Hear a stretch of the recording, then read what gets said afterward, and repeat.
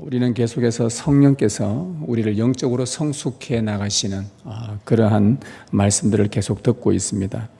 오늘은 성령께서 우리에게 고난을 통해서 어떻게 영적으로 성숙하게 만들어 가시는가라는 말씀을 함께 나누려고 합니다. 그리스도인의 삶은 고난과 뗄 수 없는 관계에 있다고 성경은 우리에게 가르칩니다. 고난은 그리스도인의 삶에 늘 붙어 다닌다는 뜻입니다. 사도 바울이 썼던 빌립보서라는 그 편지에 보면 아주 중요한 하나님께서 우리에게 은혜를 베푸신 이유를 말씀해 주는 구절이 있습니다. 한번 들어보십시오. 그리스도를 위하여 너희에게 은혜를 주신 것은 다만 그를 믿을 뿐 아니라 또한 그를 위하여 고난도 받게 하려 하심이라. 이 말씀에 따르면 하나님의 은혜는 성도에게 두 가지를 가져다 준다고 합니다. 하나는 너희에게 은혜를 주신 것은 다만 그를 믿을 뿐 아니라, 즉 하나님의 은혜는 우리에게 믿음을 가져다 준다고 합니다. 우리의 믿음은 어떻게 생겨나는가? 하나님의 은혜로 생겨난다는 말이죠. 그리고 또 다른 하나는 또한 그를 위하여 고난도 받게 하려 하심이라. 하나님의 은혜로 우리가 두 번째 받는 것은 고난이라는 것입니다. 믿음도 하나님의 은혜요, 고난도 하나님의 은혜라는 말씀입니다. 달리 말하면 우리 그리스도인은 고난받는 것이 하나님의 은혜라는 말씀입니다. 하나님의 은혜가 있다는 것은 반드시 고난도 따라온다는 말이죠. 내가 지금 은혜 가운데 있구나 라고 한다면 우리는 고난도 얼마든지 받을 수 있다는 말씀이죠. 우리의 자녀들이 아프고 나면 자란다고 우리가 다 알고 있습니다. 어린아이가 몸에 열 나면 참 마음이 아프죠. 그런데 그 아픈 과정을 잘 이겨내면 쑥 자라있는 것을 우리 부모님들이 알게 됩니다. 아픔의 과정을 겪어야 성장한다는 것을 아는 것이죠. 이처럼 고난은 성도를 영적으로 성숙하게 하는 하나님의 은혜의 도구입니다. 고난이 은혜라고 한다면, 여러분 은혜는 좋은 겁니다. 그런데 고난이 은혜라고 한다면 분명 우리에게 유익이 있다는 말씀입니다. 왜? 은혜이기 때문에 그렇죠.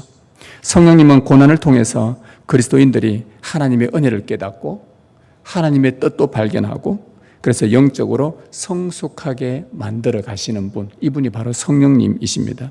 오늘 우리가 읽은 시편은 한 성도가 인생의 고난을 통해서 깨닫게 된 진리를 세 가지를 우리에게 가르쳐 줍니다. 하나는 뭐냐 하면 성령님은 이 고난으로 우리의 영적 상태를 알게 합니다. 성령님은 고난으로, 두 번째는 주의 말씀을 가르칩니다. 세 번째로 성령님은 이 고난으로 우리에게 섭리를 깨닫게 하신다는 것이죠. 오늘 이 세 가지를 함께 말씀을 들으려고 합니다. 먼저 첫 번째로 성령님은 고난으로 우리의 영적 상태를 알게 한다는 겁니다.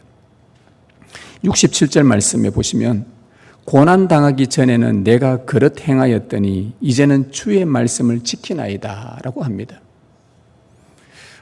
이 시편의 성도는 자신이 고난 당하기 전까지는 아무런 문제 없이 잘 살고 있었다고 생각하고 있었죠. 직장 생활도 열심히 하고 자녀들도 잘 지내고 공부도 열심히 하고 가족들이 행복하게 지내서 아무 문제가 없다고 고난이 당하기 전까지는 그냥 잘 살고 있다라고 생각했는데 갑자기 고난이라는 이 불청객이 탁 찾아오자 순간 어떻게 행동해야 할지를 몰랐다는 것입니다. 우리 다 마찬가지지 않습니까?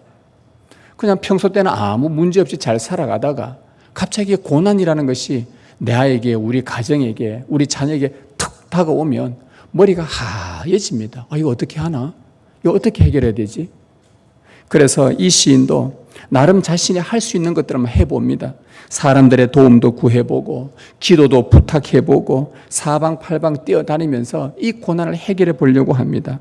근데 그렇게 애쓰는 동안 그가 문득 무엇을 발견하게 되냐 하면 자기 자신의 영적 상태가 정말 형편없다는 것을 문득 발견하게 됩니다. 정신없이 허우적대는, 그 문제 해결하려고 정신없이 허우적대는 자신을 보면서 내가 참 믿음이 없구나. 내가 이토록 믿음이 이래 없나. 이것을 깨닫게 되는 것이죠. 여러분 이것은 아마 여러분들의 보통의 마음이지 않습니까? 목회자인 저도 마찬가지입니다. 목회자인 저는 오히려 더 부끄러울 때가 많죠. 설교하고 성경 연구하고 기도하고 확신하고 그래 이게 하나님 말씀이구나 했다가도 어떠한 어려움이나 고난이나 힘든 게 딱 찾아오면 이거 어떻게 하노? 어떻게 하지? 갑자기 답을 못 찾을 때 이 내가 참 목사지만 이렇게 믿음이 없나? 이렇게 믿음이 없어서야. 이게 우리 누구나 다 깨닫는 우리의 영적 상태입니다. 영적으로 성숙했다면 좀 영적 위험을 미리 좀 깨닫고 평소에 하나님과 교제를 더 늘리면서 믿음으로 무장했을 텐데 고난이 찾아오니까 어쩔 줄 몰라 하고 아무것도 하지 못하는 무기력한 자신을 보면서 나의 영적 상태가 밑바닥이구나 이것을 깨닫게 된 것입니다. 그래서 그의 입술에서 이런 고백이 나온 것이죠. 고난당하기 전에는 내가 그릇 행하였더니 고난당하기 전까지는 내가 잘못하고 있는 줄도 몰랐다는 겁니다. 잘하고 있는 줄 알았어요. 믿음도 좋은 줄 알았고 신앙생활 나름 하고 있고 교회에서 하라는 거 잘 하고 있고 말씀도 읽고 있고 기도도 적절하게 하고 있고 그런데 내가 고난받기 전까지는 당하기 전까지는 이걸 잘 하는 줄 알았는데 고난을 딱 마주하고 보니까 내가 알지 못했던 진실을 맞닥뜨리게 된 겁니다. 무슨 진실인가? 내가 형편없다는 것. 나의 영적 상태가 정말 밑바닥이라는 것. 이걸 깨닫게 된 거예요. 이거와 맞닥뜨리게 된 겁니다. 이게 진실입니다. 고난이 있기 전까지 믿음 좋은 줄 알았던 내가 고난이 닥치자 별 볼 일 없는 자신의 믿음을 보고 놀란 것이죠. 여러분 예수님께서 씨 뿌리는 비유 중에서 4가지 밭을 설명을 하시면서 그중에 돌밭과 가시떨기 밭을 이렇게 설명하셨어요. 이 돌밭과 가시떨기 밭을 가진 사람은 복음을 들었을 때 너무 기뻤다고 합니다. 그래서 신앙생활이 재미있었어요. 교회 생활도 재밌고 나름 교회 다니는 게 즐겁단 말이죠. 성도들과 교제도 하고 믿음 생활도 하고 나름 재밌었는데 해가 딱 돋자 이 돌밭에 있는 씨는 뿌리를 내리지 못해서 금세 말라버렸다고 합니다. 그리고 가시떨기 밭은 가시가 딱 돋자 그 기운을 찔러 막아서 열매를 맺지 못했다고 합니다. 예수님의 설명이죠. 해라는 고난과 가시라는 이 고난이 딱 찾아오자 잠시 기쁘고 즐거웠던 신앙생활은 온데간데였고 다 사라져버리고 그것을 이겨낼 믿음조차 없는 참 형편없는 영적 무기력이 드러난 모습이 바로 돌밭과 가시떨기 밭의 모습입니다. 여러분 성도는 고난이 없으면 자신의 영적 상태를 모르고 사는 경우가 허다합니다. 고난이 없으니까 편안하니까 내 영적 상태가 어느 정도인지 모르지요. 내가 믿음이 있는지 없는지를 판결할 수 있는 것은 고난일 수밖에 없습니다. 우리가 그 고난이 오기 전에는 모르고 사는 동안에는 하나님의 뜻대로 나름 사는 것처럼 보이지만 실상은 이 시인이 이 성도가 고백한 것처럼 다 그릇 행하며 살고 있었는데 그걸 모르고 있었다는 것이죠. 그래도 여러분 이 시편의 성도는요 은혜 받은 사람입니다. 왜요? 자기가 고난당하기 전까지는 내가 죄를 지은 줄 몰랐는데 고난받고 나니까 내가 그전에 참 죄를 많이 짓고 사는 사람이구나 이걸 깨달았다는 것이 은혜 받은 사람입니다. 이 못 깨닫는 사람도 많거든요. 이걸 깨달았다는 게 은혜입니다. 고난으로 인해 자신의 보잘것없는 영적 상태를 깨달았다는 것이죠. 자신에 대한 진실을 알게 된 것이 얼마나 감사한지 모릅니다. 깨닫는 것은 하나님의 은혜입니다. 깨닫는 게 하나님의 은혜예요. 그래서 우리는 말씀을 깨닫게 해달라는 기도를 자주 하셔야 됩니다. 주님 말씀하셨죠. 귀 있는 자는 성령이 교회들에게 하시는 말씀을 들을지어다. 깨닫는 자란 말입니다. 깨닫는 자가 복이 있는 것입니다. 고난 당하기 전에는 내가 그릇 행하였더니 고난을 겪고 나서 보니까 내가 참 죄의 본성을 갖고 있는 자구나. 나는 내 옛사람을 다 제거한 줄 알았는데 새사람으로 입어서 새로운 피조물이라고 확신하고 있었는데 내 속에서 옛 본성이 지금도 올라오고 있구나. 믿음 없는 사람이었구나. 내 영적 상태가 밑바닥이었구나. 참으로 부끄럽구나. 이것을 깨닫고 진실을 고백한다면 여러분들이 그렇게 고백을 하고 있다면 여러분은 성령의 은혜를 받은 것입니다. 그것은 성령님의 사역입니다. 성령님은 이런 일을 하십니다. 그분의 사역은 하나님이 사랑하시는 자에게 고난을 통해서 자신의 연약한 믿음을 보게 하시고 깨닫게 하시는 사역을 바로 성령께서 하시는 겁니다. 이것이 고난을 통해서 우리에게 유익을 가져다주는 첫 번째입니다. 우리의 연약함을 보게 하는 것, 깨닫게 하는 것. 여러분, 이 고백이 여러분 안에서 나오기를 진심으로 소망합니다. 두 번째는요, 성령님은 그 고난으로 주의 말씀을 가르칩니다. 여러분, 고난으로 자신의 영적 상태가 밑바닥이라는 것을 고백했다면 그 다음 단계는 성령님께서 우리 자신의 밑바닥인 것을 아시고 그 고난을 통해 주의 율례를 가르칩니다. 주의 말씀을 가르쳐준다. 주님의 뜻을 가르쳐준다는 겁니다. 71절에 고난당한 것이 내게 유익이라. 이로 말미암아 내가 주의 율례들을 배우게 되었나이다. 여러분, 이 말씀을 꼭 암송하십시오. 꼭 기억하십시오. 고난당한 것이 내게 유익이라. 이로 말미암아 내가 주의 율례들을 배우게 되었나이다. 여러분, 이 사람은 고난을 유익이라고 고백합니다. 이유는 그 고난으로 말미암아 주의 율례, 주님의 뜻, 주님의 법, 주님의 말씀을 배울 수 있게 되었기 때문이죠. 여러분 어떻게 생각합니까? 고난이 유익이라고 생각하십니까? 그렇다면 고난이 유익이면 여러분 앞으로 이런 기도를 많이 하셔야 됩니다. 주님, 고난이 유익인데 나에게 유익한 거라면 앞으로 저에게 고난을 많이 주십시오. 오늘도 주시고 내일도 주시고 모레도 주시고 일주일 내내 고난만 주십시오. 내 자녀들에게 고난이 유익하다면 내 자녀들에게 1년 내내 고난만 주십시오. 그래야 그 아이들에게 유익하지 않겠습니까? 이런 기도해야 되는 것 아니겠습니까? 고난이 유익이라면. 여러분 어떻습니까? 그렇게 기도하십니까? 저도 그렇게 기도 안 합니다. 고난은요, 그 자체는 유익이 아니에요. 고난은 그 자체로는 힘든 겁니다. 아픈 겁니다. 고난 자체는 괴로운 겁니다. 고통스러운 것입니다. 고난 자체는 유익이 아니에요. 어떤 환자가 통증이 너무 심해서 고통을 호소하는 그 환자한테 여러분이 가서 위로한답시고 가서 성도님, 고통은 유익입니다. 참으세요. 그러고 나서 돌아오면요, 아멘 해놓고 뒤에 가서 욕 태바가지 얻어먹습니다.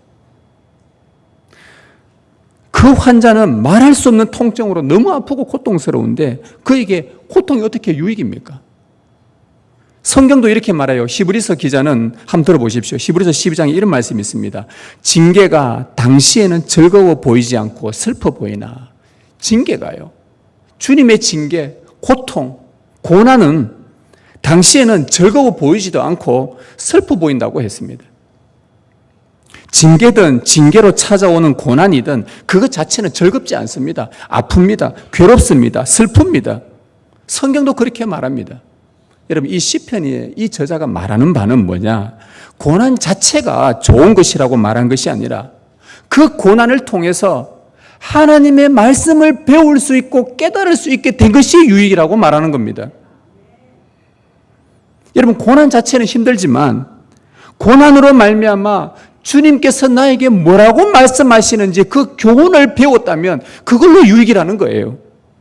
여러분, 이 세상 사람 누구나 다 고난 겪습니다. 그러나 고난 통해서 하나님의 뜻을 배우는 사람도 있고 배우지 못하는 사람도 있습니다. 그 고난을 통해서 주님께서 지금 나에게 이 고난을 주셨는데 이 고난을 통해 나에게 무슨 말씀을 하시려고 하는가? 듣느냐 듣지 못하느냐가 중요한 것입니다. 주님의 뜻을 알게 되고 깨닫게 되고 배우면 그것은 유익이지만 그렇지 못하면요, 더더욱더 무기력한 상태로 빠져버리게 됩니다. 여러분들이 고난이 오면은 아이고 뭐 시간이 약이다, 좀 지내보자. 그럼 어느 정도 지났다 칩시다. 좀 괜찮아졌어요. 괜찮아진 게 아니라 내가 그것에 적응을 한 거죠. 괜찮아진 게 아닙니다. 적응된 것뿐이죠, 그 고난에. 그러다 보면 뭐 또 고난 갔네. 이러면요, 하나도 유익이 없습니다. 배우는 게 없으니까. 이 고난을 통해 주님께서 나에게 무엇을 가르쳐 주시려고 하는지 주의 율례를 배워야 되는데, 그분의 뜻을 배워야 되는데 왜 이 고난이 나에게 왔는가? 그걸 배우는 게 중요하다는 겁니다. 그래야만이 우리가 유익이 있지, 그 고난이 유익이 오는 거지. 그렇지 않으면 그래서 시간 지나면은 때 되면 해결되겠지. 물론 그런 마음도 가지고 있어야 되겠지만, 그러나 주의 말씀을 이 고난을 통해 배우거나 깨닫지 못하면 더 영적으로 무기력하게 빠져버립니다. 하나님은 우리 성도가 고난당하면 그 고난을 주신 하나님의 뜻, 그분이 하시는 말씀의 의미를 깨닫게 하시려고 성령님을 보내십니다. 여러분, 고난 중에 있는 사람들이요, 예배 가운데 고난에 빠지면 자꾸 말씀을 찾는 사람들이 있습니다. 말씀을 더 들으려고 하는 사람들이 있습니다. 왜? 하나님의 뜻을 알려고요. 이게 정상적인 성도들의 방식입니다. 이것이 성령의 사역입니다. 성령님은 특별히 우리 고난 가운데 있는 우리 성도들이 나보다 더 극심한 고난을 받으신 예수 그리스도를 바라보도록 자꾸 이끌어갑니다. 이게 성령님의 사역이에요. 나도 내가 이 고난 받을 때에 사람들은 고난 당하면요, 그 고난이 자기가 받은 고난이 제일 큰 줄로 생각합니다. 나한테는 여기에 가시 하나 찔렸는데 다른 사람은 뇌수술을 했는데도 뇌수술보다 내 가시 찔린 게 이게 더 아프단 말이에요. 내 고난이 제일 크다고 생각합니다. 그런데 이 성도들이 이 고난을 당한 성령님이 하시는 일은 뭐냐? 이 고난 중에 있는 성도들이 내 이 고난보다도 이 더 크신 고난을 받으신 예수 그리스도를 계속해서 집중하게 만드십니다. 바라보게 합니다. 그리고는 이런 질문을 하게 하셔요. 아, 예수님 왜 고난 받으셨나? 예수님은 그 고난 받으신 그 의미가 뭘까? 예수님의 고난이 과연 예수님 자신에게 어떤 유익이 있을까? 저 고난이 나에게 뭘까? 이렇게 계속 주님의 십자가, 나보다 더 큰 고난 받으신 그리스도에 대해서 계속 질문을 하고 질문을 던지다 보면 어느 순간 우리 자신이 내 고난은 거들떠 보지도 않고 여기에 집착하지 않게 되고 십자가의 그리스도께서 고난받고 있는 나에게 무슨 말씀을 하시는가, 그 말에 집중하고 있는 우리 자신을 발견하게 될 것입니다. 이게 그리스도인의 보편적인 레파토리가 우리말로 뭡니까? 보통 일어나는 일들입니다. 우리 성도들에게는 보통 이런 방식입니다. 내가 고난당하면 고난당하신, 나보다 더 큰 고난당하신 예수님을 바라보게 하고 그분의 십자가를 묵상하다 보면 내 고난이 기억이 안 나요. 집착하지 않게 돼요. 그전에는 이 고난에 집착을 해서 이거 어떻게 해결하나, 이게 뭔가, 뭐가 잘못됐는가 막 이렇게 고민하는데 주님을 딱 바라보면서 주님은 왜 고난당하셨을까? 주님은 이 고난당하셨을 때 어떻게 행동하셨을까? 주님은 이럴 때에 어떤 말씀을 하셨는가? 성경 찾아서 다 읽다 보면 아, 주님은 이렇게 하셨구나, 이렇게 하셨구나. 그러면서 십자가의 그리스도께서 내가 겪는 고난의 의미가 무엇인지 말씀해 주기 시작하고, 그러고 보니 내 고난은 고난도 아니라 아무것도 아니라 이거 별것 아니네. 여기에 내가 완전히 마음이 다 빼앗겨 버려서 믿음으로 성숙하지 못하고 자꾸 다른 생각들로, 다른 방법들로 찾아갔더라는 겁니다. 우리가 고난당할 때 성령님은요, 우리의 눈이 고난받으신 그리스도를 주목하도록 이끄십니다. 그리고 그 고난을 주신 하나님의 뜻을 깨닫도록 우리 마음을 계속 연단시킵니다. 그러는 중에 고난을 주신 주님의 말씀을 배우게 되죠. 아, 내게 주신 이 고난은 예수 그리스도처럼 닮아가도록, 주님처럼 닮아가도록, 고난받으신 주님이 어떻게 하시는지 보고 아, 나도 그리스도처럼 닮아가기를 원하시는구나, 이걸 깨닫게 돼요. 주님이 고난을 어떻게 이겨내시는지 보고 아, 이렇게 이겨내는 거구나, 이걸 배우게 돼요.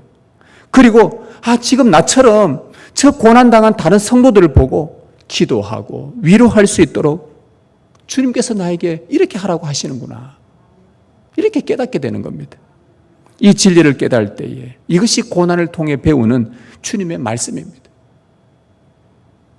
아까 좀 전에 제가 읽어드렸던 히브리서 12장에 나오는 말씀에 무릇 징계가 당시에는 즐거워 보이지 않고 슬퍼 보이나 후에, 이 이후에, 고난 이후에 그로 말미암아, 그 고난으로 말미암아 연단받은 자들은 의와 평강의 열매를 맺느니라. 연단받는 자들은, 주의 말씀을 배운 자들은 의와 평강의 열매를 맺는다고 합니다. 고난이 찾아올 때마다 아, 내 안에 문제가 뭘까? 주님은 나에게 뭐라고 말씀하시는가? 내가 어디에서부터 잘못된 걸까? 어디서부터 주님의 사랑에서 떨어진 걸까? 나의 믿음이 지금 어디서부터 잘못된 건가? 내 자신을 돌아보게 되고 주님의 십자가를 보니까 고난은 둘째치고 나의 삶을 돌아보게 되고 주님의 말씀을 깨닫게 되고 배우게 되더라는 겁니다. 이렇게 연단되어 가면서 고난으로 주님의 율례를 배운 자는 의와 평강의 열매를 맺는다. 성령 하나님은 우리를 성숙한 그리스도인으로 만들기 위해서 고난 이기는 법을 알려주셨고, 비록 그 고난은 힘든 여정이지만 그 맹렬한 성령의 불로 우리 마음이 연단되고 정죄시키고 뜨겁게 달금질해서 정금같이 나올 수 있도록 의와 평강의 열매를 맺게 하시는 것이 성령님이 우리 옆에서 도우시는 사역이십니다. 믿음이 밑바닥인 우리에게 고난으로 주의 말씀을 배우게 하셔서 믿음에 큰 유익을 주시는 이 은혜로운 하나님을 여러분 주목하면서 그리스도의 십자가를 사모할 수 있기를 진심으로 바랍니다. 그리고 셋째는 성령님은 이 고난으로 섭리를 깨닫게 하십니다. 75절에 여호와여 내가 알거니와 주의 심판은 의로우시고 주께서 나를 괴롭게 하심은 성실하심 때문이니이다. 이 시편의 저자는요, 자기가 받은 이 고난의 모든 과정이 하나님의 섭리였다고 깨닫습니다. 자, 고난이 있기 전까지 자신이 잘못 행했다고 했지 않습니까? 고난을 당하기 전까지는 내가 잘못 행한 걸 몰랐었는데 고난 당하고 나니까 내가 잘못했어요. 그 잘못에 대해서는 75절에 내가 알거니와 주의 심판은 의로우시고, 주의 심판은 의로우시니 내가 잘못한 것은 내가 받아야 된다. 하나님이 징계를 주시면 깨닫게 하시면 내가 그 심판에 대한 대가는 받아야 되고, 내가 잘못했으니까 모르고 했던 알고 했던 고난 당하기 전까지 모르고 저질렀던 모든 일들은 주님은 의로우시니 내가 심판받는 것은 당연하다고 여깁니다. 그러나 그 심판을 비롯해서 그 이전부터 계속 이 모든 문제가 해결될 때까지 모든 고난의 과정이 나를 괴롭게 하시면, 주께서 나를 괴롭게 하시면 나에게 고난을 주신 것은 그분의 성실하심 때문에 이 모든 것이 일어났다고 고백하는 거예요. 하나님의 섭리였다는 겁니다. 하나님의 무슨 성실하심입니까? 하나님의 백성을 위한 성실하심. 하나님은 어떻게 자기 백성에게 성실하십니까? 당신의 자녀가 곁길로 갈 때에 그 죄를 깨닫도록 고난을 주시고, 그 고난의 힘든 과정 속에서 주님이 왜 나에게 이 고난 주셨는가? 주님의 뜻, 주님의 말씀, 주님의 율례를 배우게 하시고, 그리고서는 이 고난의 모든 과정으로 말미암아 자기가 한층 더 성숙해져 있게 만드시는 하나님의 모든 섭리였다는 것을, 나를 더욱더 주님을 닮아가는 자로 성숙한 그리스도인으로 만들어 가시는 하나님의 섭리였다는 것을 깨닫게 된 것입니다. 아, 하나님의 성실하신 사랑이었구나. 이게 고난도 주님의 사랑이었고, 고난 속에 내가 힘들어하는 것도 하나님의 사랑이었고, 나중에 보니까 내가 한층 더 성숙하게 자라있는 이 모습도 하나님의 성실한 사랑 때문이었구나, 하나님의 섭리구나. 그때는 몰랐는데 지나고 나서 보니 이 모든 것이 나를 주님 닮도록 하기 위해 성숙한 그리스도인으로 만들기 위한 하나님의 주권적인 섭리였구나. 그래서 주께서 나를 괴롭게 하심은 성실하심 때문이다. 이 말을 고난의 섭리로 이해했던 것입니다. 우리 장로교회가 믿고 받아들이는 신앙 고백서에 대요리 문답에 보면 하나님의 섭리가 무엇이냐고 질문에 이렇게 대답합니다. 한번 들어보십시오. 하나님의 섭리는 모든 피조물을 더 없는 거룩하심과 지혜와 권능으로 보존하시고 통치하시는 것입니다. 하나님은 자신의 영광을 위해 모든 피조물과 그들의 모든 행위를 다스리십니다. 여러분, 이게 무슨 말입니까? 하나님께서 성도에게 주시는 고난, 모든 피조물들, 인간을 포함한 당신의 자녀들을 더 고난 중에 있을 때에, 고난 중에 있더라도 그를 더 거룩하게 하고 하나님의 지혜와 권능으로 당신의 자녀를 보존하고 통치하신다는 것, 이게 섭리라는 거예요. 어떻게 그렇게 섭리하십니까?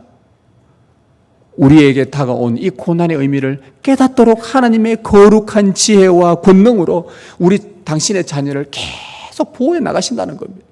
우리는 깨닫지 못해도 계속해서 깨달아가는 거예요. 여러분, 우리 이 장기 속에 있는 이 장기가 지금 움직이고 있는 거 여러분 느끼십니까? 못 느끼지요. 못 느끼는데 얘네들은 열심히 운동하고 있습니다. 보청기가 하는데 우리 집사님 하시잖아요. 거기서 제가 집사람 통해서 하나 듣게 됐는데, 여러분 뇌가 움직이는 소리를 들으십니까 혹시? 뇌도 지금 부지런히 움직이신대요. 그 우리가 안 들리는 것 뿐이지. 근데 귀가 안 좋으신 분들은 그 소리가 들려서 그게 고통스럽다는 거예요. 우리는요, 우리가 모르는 사이에 하나님은 지금도 섭리하고 계십니다. 내가 고난받고 있는 중에 하나님 나를 떠나셨나? 아니요. 하나님은 지금도 당신의 거룩함으로, 당신의 지혜로, 당신의 권능으로 당신의 자녀를 보호하셔서 하나님의 말씀을 고난을 통해 깨닫게 하고 배우게 하고 주님 닮아가도록 성숙한 그리스도인으로 계속 우리를 다스려 가시는 것, 처음부터 끝까지가 하나님의 섭리입니다. 성도는 하나님의 섭리를 벗어날 수 없습니다. 그것이 형통하든 역경이든 고난이든 그 모든 것은 하나님의 주권적 섭리 안에 있고 우리를 항상 하나님께로 인도하고 이끄십니다. 성숙한 그리스도인으로 세워가기 위해서 말입니다. 성도 여러분은, 사도 바울은 자기가 너무 자만하지 않도록 하나님께서 자기에게 육체의 가시를 주셨다고 고백합니다. 그 육체의 가시를 없애달라고 바울이 얼마나 기도를 했는지 모릅니다. 그런데 주님께서 바울에게 나타나셔서 육체의 가시 없애달라고 할 때마다 주님께서 그에게 응답하신 주님의 말씀, 내 은혜가 네게 족하다. 나는 너에게 은혜를 많이 베풀었다. 육체의 가시도 은혜다. 그 고난을 받아들여라. 그 후에 사도 바울은 육체의 가시를 평생 지니고 삽니다. 죽는 그때까지 이 육체의 가시, 이제 그때부터 없애달라고 하지 않고 기도할 때마다 그 육체의 가시로 자기가 자만에 빠지지 않도록 하기 위해서 자신을 말씀으로 계속해서 세워갔습니다. 가시를 주신 하나님의 섭리를 깨닫고 가시를 통해 주의 말씀을 계속 배워가면서 그 배웠던 말씀으로 교회들에게 13편의 편지도 쓰고 성숙한 그리스도인으로 연단되어 정금같이 만들어졌죠. 여러분, 고난은 믿는 자의 성숙을 위해서 반드시 필요합니다. 고난을 주신 하나님께 우리는 감사해야 합니다. 고난으로 우리의 영적 상태가 얼마나 밑바닥인지 깨닫는 은혜가 있기를 바랍니다. 고난 중에 고난받으신 그리스도를 주목하며 우리에게 고난을 주신 주님의 지혜와 말씀을 깨닫기를 바랍니다. 하나님의 섭리 안에서 우리를 향한 그분의 성실하심이 결국 우리를 성숙한 그리스도인으로 만들어 간다는 이 확신을 갖고 섭리에 순종하며 살아가십시다. 그리스도의 고난에 비하면 비록 우리의 고난은 작지만 우리가 그 작은 고난일 큰 고난 당하신 예수 그리스도 안에서 그분과 교제하는 가운데 우리의 그 고난으로 말미암아 우리를 더욱 성숙과 아름다운 열매로 이끌어 주실 것입니다. 예수 그리스도의 장성한 분량에 이르러서 그분의 성품을 닮을 때까지 성령님의 인도와 가르침으로 우리가 고난을 기쁘게 받아들이는 성숙한 그리스도인으로 살아가십시다. 이 은혜가 여러분 가운데 있기를 주님의 이름으로 축복합니다.